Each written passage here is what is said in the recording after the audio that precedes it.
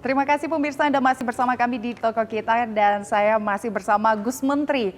Ya, Gus, bisa kita lanjutkan perbincangan kita tadi. Nah, Gus Menteri mengatakan bahwa ada tagline-nya Desa Surga. Maksudnya ini apa, Gus? Jadi Desa Surga, dulu kan kita ngomong need ya, kebutuhan dasar manusia, ada model Maslow, ya, yang paling tinggi adalah need for achievement, kebutuhan untuk berprestasi.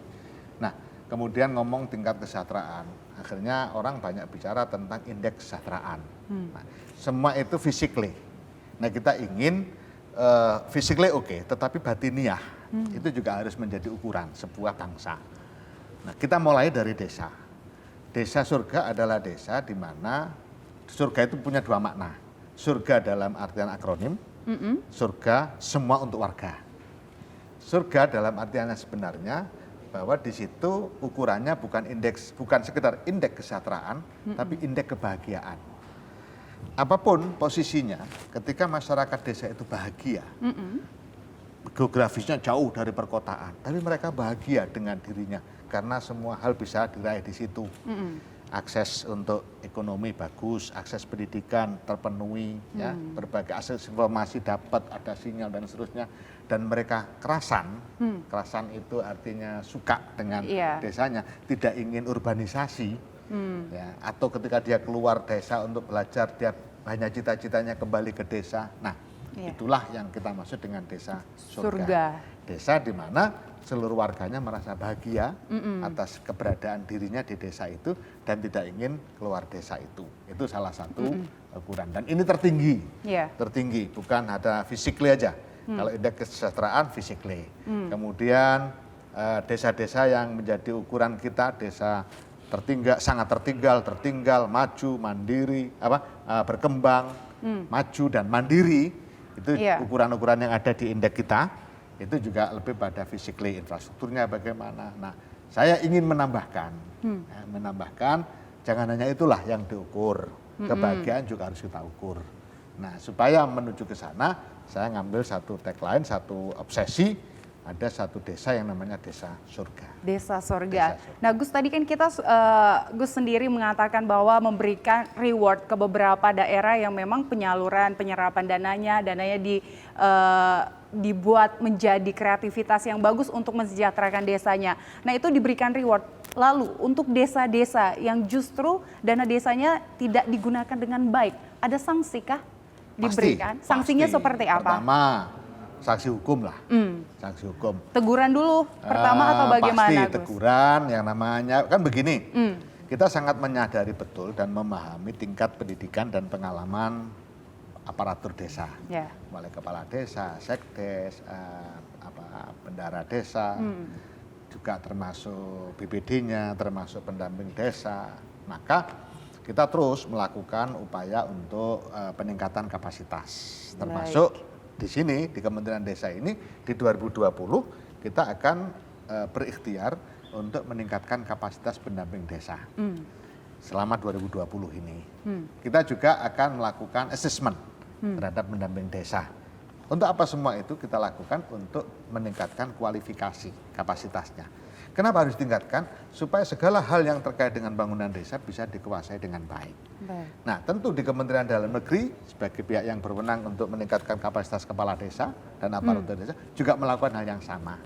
Contoh tadi misalnya di Aceh. Jadi Wakil Bupati Aceh menyampaikan bahwa 2020 ini akan melaksanakan BIMTEK, bimbingan teknis untuk kepala desa, BPD, untuk perangkat desa. Saya bilang, saya setuju banget ada BIMTEK, tapi satu, yang pertama, harus dilaksanakan dengan benar, jangan hanya formalitas. Supaya apa? Supaya outputnya jelas. BIMTEK itu apa?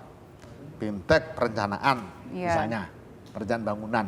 Oke, lakukan BIMTEK yang bagus untuk menguatkan sisi perencanaan bangunan di desa itu. BIMTEK pertanggungjawaban keuangan. Oke, penting itu.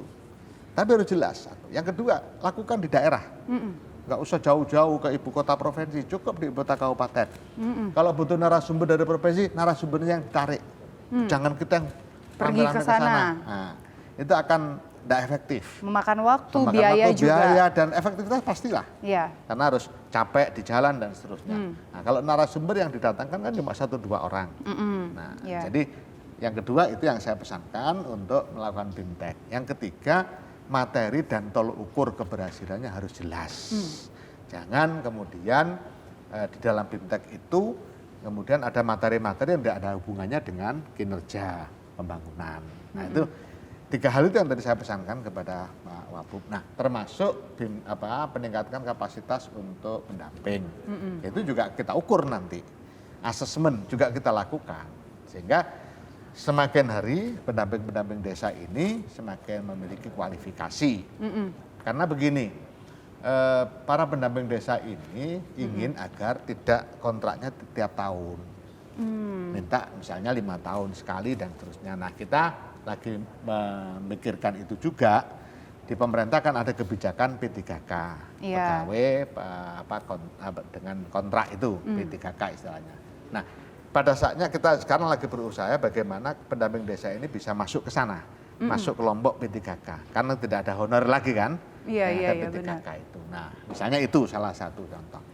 Nah, kalau semua bekerja bersama-sama, dana desa pembangunan desa terencana dengan baik karena musdesnya benar, kemudian pelaksanaannya dengan baik, para stakeholders berposisi dengan baik, kementerian dan lembaga lain juga ikut berpartisipasi, karena tidak mungkin ini garap sendiri.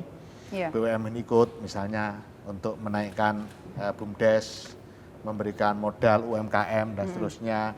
PUPR juga ikut turun untuk desa-desa yang perbatasan yang memang butuh penanganan yang lebih dari sekedar potensi dana desa.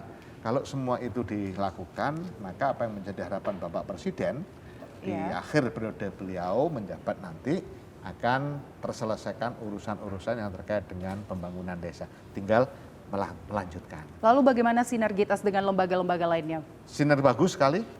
Misalnya sekarang kita lagi berdiskusi dengan Kementerian Pariwisata.